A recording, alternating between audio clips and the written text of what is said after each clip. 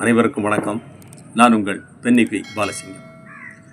தமிழர் திருநாள் உலகமெல்லாம் களை கட்டி இருக்கிறது.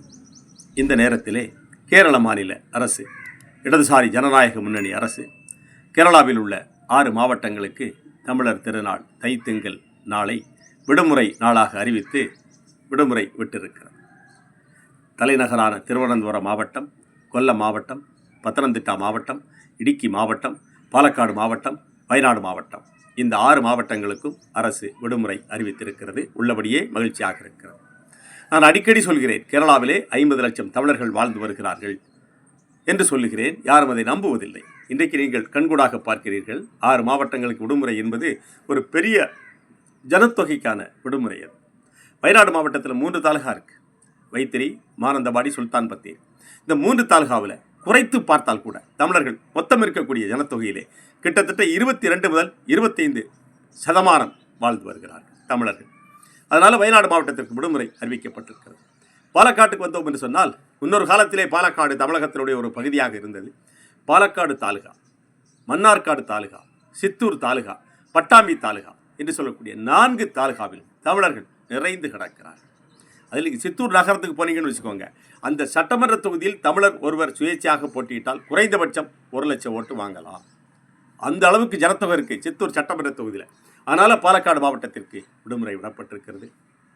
இடுக்கிக்கு வந்தோம் என்று சொன்னால், தேவிகுளம், பீர்மேடு, உடுமஞ்சோலை வழக்கம் போல தமிழர்களுடைய கோட்டை இன்றைக்கு வரும். இதுபோக மீதம் இருக்கக்கூடிய இடுக்கி தாலுகா, தொடுபுழா தாலுகா, இதில் தமிழர்கள் குறைவாக இருந்தால் கூட 10 முதல் 15 விழுக்காடு தமிழர்கள் அங்கே இருப்பதற்கு வாய்ப்பு இருக்கிறது. அதனால் இடுக்கிக்கு விடுமுறை.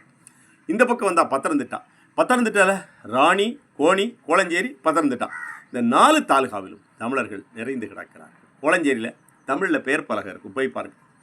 கோளஞ்சேரியில், ராணியில், கோணியில் தமிழில் பெயர் பலகை இருக்கும். அந்த அளவிற்கு பத்தனந்திட்டா மாவட்டத்திலே தமிழர்கள் நிறைந்து கிடக்கிறார்கள். கொல்லத்துக்கு வந்தோம் என்று சொன்னால், கொல்லம் தாலுகா, இந்த பக்கம் இருக்கக்கூடிய கொட்டாரக்கரை, புனலூர் தாலுகா, தமிழகத்தோட எல்லையை பகிர்ந்து கொள்ளக்கூடிய இந்த புனலூர் தாலுகா, இங்கெல்லாம் இந்த 3 தாலுகாவிலும் தமிழர்கள் என்ன செய்கிறார்கள்?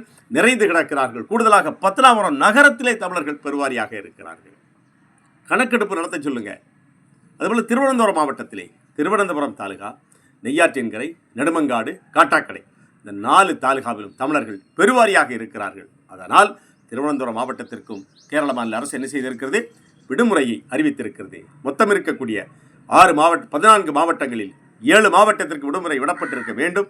அதிலே கோட்டயம் விடுபட்டிருக்கிறது. அடுத்த முறை கோட்டயத்திற்கும் தொடர் விடுமுறை விடுவார் என்கின்ற நம்பிக்கையோடு உங்களது விடைபெறுகிறேன். நன்றி, வணக்கம்.